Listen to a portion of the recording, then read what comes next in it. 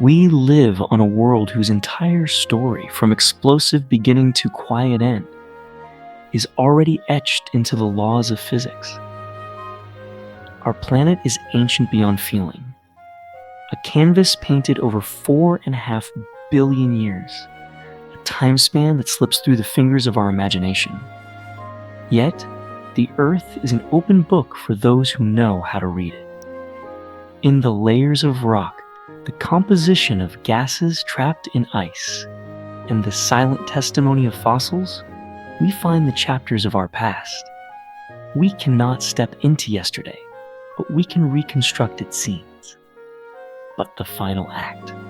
What becomes of this cradle of life in the endless dark? How does this epic truly conclude? For human history, the future is a tapestry we weave with our own hands, unpredictable in its revolutions and collapses. But for the Earth itself, across vistas of deep time, the script is written in the language of chemistry, gravity, and stellar evolution. These are rules we can decode. So, let's embark on the ultimate journey, a voyage from the first spark of our world to its last dying ember. To make this tangible, imagine you are a traveler of epochs.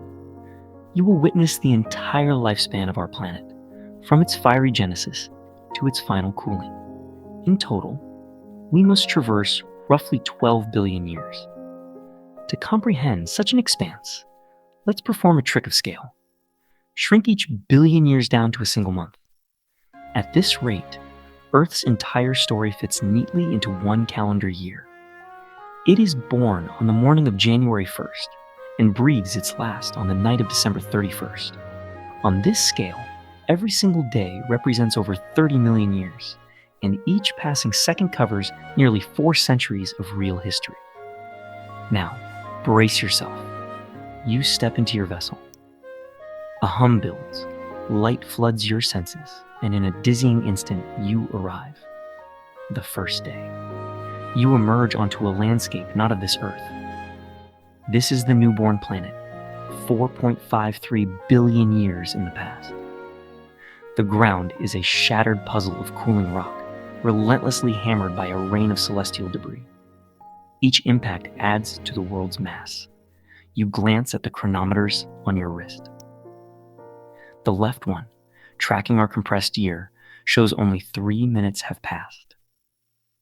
The right one, measuring local time, reveals tens of thousands of years have already flown by. You look up. The sky is a choked veil of ash and dust, with the faint, struggling light of a young sun barely breaking through. The air is a primitive soup of hydrogen and helium. For hours, you watch as the planet grows heavier, yet paradoxically, it begins to contract. Its own increasing gravity acts as a vice, squeezing the rock beneath your feet. By what would be 7 a.m. on your compressed clock, almost 10 million years have passed here. The pressure, combined with heat from radioactive elements within the accreted material, has raised the temperature past a critical point. The young world can no longer hold its form. The surface and interior melt completely, transforming into a global, seething ocean of magma. Within this molten chaos, a great sorting begins. Heavy elements, primarily iron and nickel, succumb to gravity's pull. They begin a slow, inevitable descent, sinking through the liquid rock toward the center. This migration generates immense frictional heat, melting more material and allowing more metal to sink. A runaway thermal chain reaction known as the iron catastrophe. You have just witnessed the forging of Earth's heart, and from this violent birth, a shield emerges. The newly churning iron core generates a magnetic field. For the first time, ethereal auroras shimmer in the toxic sky, a protective barrier against the young sun's wrath. As the first day ends, the traumatized world seems to find a moment of calm. But the peace is an illusion. A gravitational dance elsewhere in the solar system is setting a catastrophe in motion. Day 2. Your gaze is drawn to a second, erratic gleam in the heavens, bobbing closer with each pass. This is Theia, a wayward world roughly the size of Mars, also newly formed. It is caught in an unstable gravitational pocket, pulled by the tugs of Venus and other bodies. Its path is a precarious wobble, a tightening spiral of doom. Then, at 7:02 a.m., the sky itself is blotted out. Theia begins its final, suicidal charge. The collision is an apocalypse of light and force. Worlds meet and merge in a flash of vaporized rock. The impact is of such magnitude it would shine like a beacon across the galaxy. Our planet is left mangled, swathed in a torus of its own liquefied crust. In the aftermath, this debris begins to organize. It forms a ring, then gathers into clumps. As the second day nears midnight, you see it rise, the first moon. It is a titan in the sky, looming 30 times larger and closer than you remember. Earth, now a parent, watches its child take its first orbital steps. With this catharsis, our world can finally begin to cool and solidify, stepping into its future. It is day 5. A new sound has entered the world, the soft, constant patter of rain. Not from clouds, but from a cosmic delivery of icy comets. They bring the gift of water and the raw, organic ingredients for chemistry. Great basins fill. You are now staring at the first global oceans. The landscape is stark and empty, but its shape, the coastlines, the vast waters, is hauntingly familiar. For the first time, it looks like home. And with water and chemistry present, a thrilling question arises. Could this be the moment life begins? January 14th. By your compressed calendar, 9 days have passed since the oceans formed. Here, 300 million years have flowed. You are in a region that will one day be known as Western Australia, exploring a system of warm, shallow springs along a rocky shore. Your instruments light up. The chemistry here is a rich broth, a prebiotic soup of complex molecules. Then a telltale signal, a distinct imbalance in carbon isotopes. Life, in its metabolic processes, prefers the lighter carbon-12 atom. This signature is a hint, a fingerprint in the water. You trace it to a warm, pale pool. It is teeming with organic compounds. Your scanner confirms it. Not just chemicals, but self-replicating patterns, encapsulated in primitive membranes. It is fragile beyond belief, but it is undeniably, incontrovertibly alive. This may not be the absolute first spark, but it is as close to the dawn as one can get. You are staring into the face of your oldest ancestor. We are all born from a single, stubborn chemical whisper. Weeks and months flicker by in your compressed journey. Life, once sparked, spreads. It forms vast, reef-like mounds called stromatolites, macroscopic evidence of a microscopic world. The sun is still dim, but a thick atmosphere rich in carbon dioxide acts as an insulating blanket. As easy nutrient sources become scarce, life innovates. By February 1st, a revolution is detected: photosynthesis. Organisms learn to harness sunlight directly, crafting food from air and water, and releasing a deadly waste gas, oxygen. At first, the change is negligible. But by early March, oxygen levels begin a relentless, terrifying climb. 1%, 2%, 3%. To most early life, this reactive gas is a poison. You witness a global die-off, a mass extinction caused not by an impact, but by life's own pollution. In the wake of this oxygen holocaust, survivors evolve greater complexity. Cells develop internal compartments. Then, on March 30th, a new cooperation emerges. Cells band together, forming the first multicellular organisms. Specialization begins. Force tents remain silent like sponges pulse in the seas. The continents remain silent. But on May 1st, the Cambrian explosion detonates. In a geological heartbeat, life erupts in an unimaginable riot of forms, spilling from the oceans to conquer the barren land. You have now been traveling for 4 compressed months. 4 billion real years have unfolded before your eyes. If this exploration of our planet's deepest story has value to you, please support Winds of Thought with a like. It helps us continue to unravel the universe's greatest narratives. We are living in the brief, glorious spring of a world with an expiry date. The scale of time that has already unfolded is breathtaking. To walk the Earth in this age is a privilege of unimaginable scope. Life has exploded into a riot of forms, a gallery of strange and wonderful experiments. Through endless trial and brutal error, it adapts, competes, and ascends to breathtaking complexity. Then, just over a week later in our compressed year, a new chapter dawns.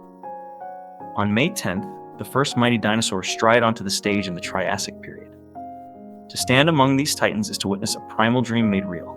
Beasts like the Allosaurus, the Stegosaurus, the Triceratops, and the legendary Tyrannosaurus Rex command the land, equally terrifying and magnificent. You study these colossal rulers, but a shadow is already falling. A mere 5 days later, a visitor from the void, a rock over 10 miles wide, tears into the atmosphere. The impact is planet-altering. A shroud of dust and ash is hurled skyward, blotting out the sun, plunging the world into a cold, permanent twilight. You watch, a solemn witness, as the age of the dinosaurs is abruptly erased. This is the line between the Cretaceous and the Paleogene. It is now May 15th. In the silent emptiness left behind, small, furry creatures begin to stir. These are your most direct ancestors timidly exploring the niches left vacant.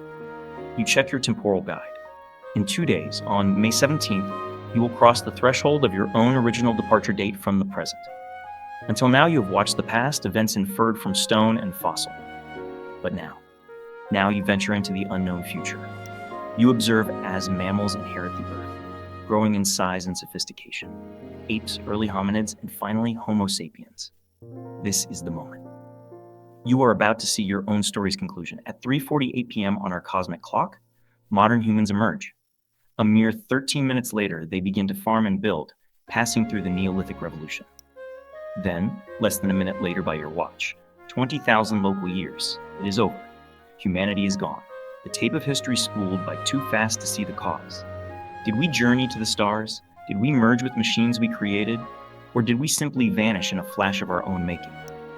In an instant, our mighty cities erode, our monuments turn to dust, and the wind scours all memory of us from the face of the globe. No new civilization rises to take our place, for Earth will never again offer the gentle, stable conditions that cradled our brief flowering of thought and awareness. From this peak, the planet's biosphere has only one path, a long, slow decline. May 20th. 3 days have passed since humankind's silent exit. The continents, for what feels like the 100th time, have crashed together into a single, massive supercontinent. You sit, a weight in your chest, as millennia flicker past. The world is transforming. When your journey began, a thick coat of carbon dioxide kept the young, faint sun's chill at bay. But over 4.5 billion years, the sun's heart has grown steadily brighter, now beating with 30% more fury. This increased solar heat accelerates the planet's water cycle. Rains fall more heavily, and as each raindrop falls, it absorbs carbon dioxide, forming a weak acid. This acidic rain reacts with surface rocks, weathering them away, locking the carbon into minerals that wash into the sea. It's a process that once balanced the climate, a planetary thermostat operating over millennia. But now, the warming sun drives the weathering faster than volcanoes or life can replenish the gas. Earth is slowly suffocating, starved of the very CO2 that once made it lush. How long can this delicate balance hold? By May 27th, Colorado 2 has dwindled so severely that the planet's biological productivity is half what it was in your era. Carbon dioxide is the fundamental fuel of photosynthesis, and the entire food chain is weakening. The bitter irony is profound. The compound humanity once feared as a pollutant is now the compound the biosphere craves. Over the following days, the sped-up vision before you shows a world rapidly graying. Forests thin, animals become scarce, and the vibrant green hue of life fades hour by hour. On June 1st, Colorado 2 plunges below 150 parts per million. This triggers a mass extinction of all plant life that relies on the standard C3 photosynthetic pathway. But life, ever resourceful, had long ago evolved a hardier method called C4 photosynthesis. In a flash, these resilient C4 plants, like grasses and succulents, colonize the empty spaces. Yet this is only a stay of execution. The sun keeps brightening and the CO2 keeps falling. What is the breaking point? June 13th provides the grim answer. Your local chronometer reads 900 million years AD. CO2 levels finally dip below 10 parts per million. The absolute limit for photosynthesis. Life has run out of adaptations. C4 grasses and crops die first. Then, The photosynthetic microbes in the oceans perish. The world's surface transforms into a dull palette of gray and brown. Within 3 million years, a mere 2 hours on your compressed watch, you are forced to endure the most devastating sight. Without photosynthesis, atmospheric oxygen plummets. Large plant eaters starve. Mammals, with their high oxygen needs, suffocate. Soon, birds fall from silent skies, fish float dead in the seas, and even insects cease their hum. The grand era of complex, multicellular life is finished. Our world's vibrant age was a brilliant but fleeting season. You reflect. It was a magnificent run. 2.5 billion years of complex life, about 1/5 of Earth's total story. Now you gaze upon a planet in shock, reverting to a microbial state. It is still alive, but alien, a ghost of its former self. With its CO2 blanket gone, Earth's temperature begins a sharp, unchecked climb. The oceans grow warmer and saltier as water evaporates into the thick air. The last remnants of life, now only sophisticated, single-celled extremophiles, retreat to the polar refuges and deep underground aquifers.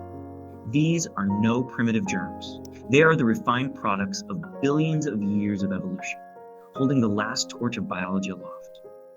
By the end of June, over 1 billion years into the future, the moon has drifted so far away that it can no longer stabilize Earth's tilt. The planet begins to wobble wildly on its axis, unleashing savage seasonal extremes. Even the hardiest microbes are driven deeper underground, into caves and bedrock fissures. On July 25th, Earth's molten core finally solidifies, killing the planet's magnetic shield. Global temperatures now exceed the boiling point of water. The oceans begin to steam away furiously. This injects vast amounts of water vapor high into the stratosphere, triggering a moist greenhouse effect. Up there, fierce solar radiation splits the water molecules. The lightweight hydrogen atoms escape forever into space. Through this process, Earth is slowly desiccated, mirroring the fate of Venus long ago. By July's end, 2.5 billion years AD, the oceans are a memory. The world is a dry, scorched rock. This is the absolute end for life. Without water, the story is over. The future is sterile. Plate tectonics grind to a halt, and mountains are sanded down by eternity. The sun, meanwhile, continues its relentless evolution. By October 30th, 5.5 billion years in the future, the sun's core becomes so hot it ignites a shell of hydrogen around it. This forces the sun to swell, leaving its stable main sequence life. This expansion, at first gradual, is the final verdict for our world. December 31st, Earth's last day. You know the sun is poised for its final, rapacious growth into a red giant. As the final evening approaches, you watch the sun swell, painting the sky a terrifying, beautiful crimson. By 9:15 p.m., Mercury is consumed. Unsated, the star continues to inflate. At 11:16 p.m., Venus vanishes into the stellar furnace. The sun now fills half the sky, a monstrous red orb. There is a faint hope. As the sun expanded, it lost mass, allowing Earth's orbit to drift slightly outward. It is a cosmic game of chase. Will it be enough? In the final, desperate hour, the dying star's extended atmosphere creates drag, and Earth's spiral reverses. It begins to fall inward, not drift away. You understand. It is over. In a sky of fire, the Earth is finally peacefully returned to the star that gave it birth. We exist in a golden moment between ice and fire. In Earth's 12 billion year epoch, life bloomed for just over half its age. The age of complex creatures, a mere fifth of the tale. And humanity, a single blinking instant. We must understand that when we live is as special as where. We inhabit Earth's glory days, a stable, temperate world with active geology and a riot of life. An era where civilizations can even be conceived. Our own species' fate remains our choice to write. We can hasten the ending, or we can cherish this world and each other. The story of life here will one day end, but the universe is always birthing new stars, new worlds, new possibilities. Where we go from this precious moment is, ultimately, a choice I leave with you. If exploring the deepest past and farthest future with winds of thought resonates with you, please show your support with a like. It fuels our journey.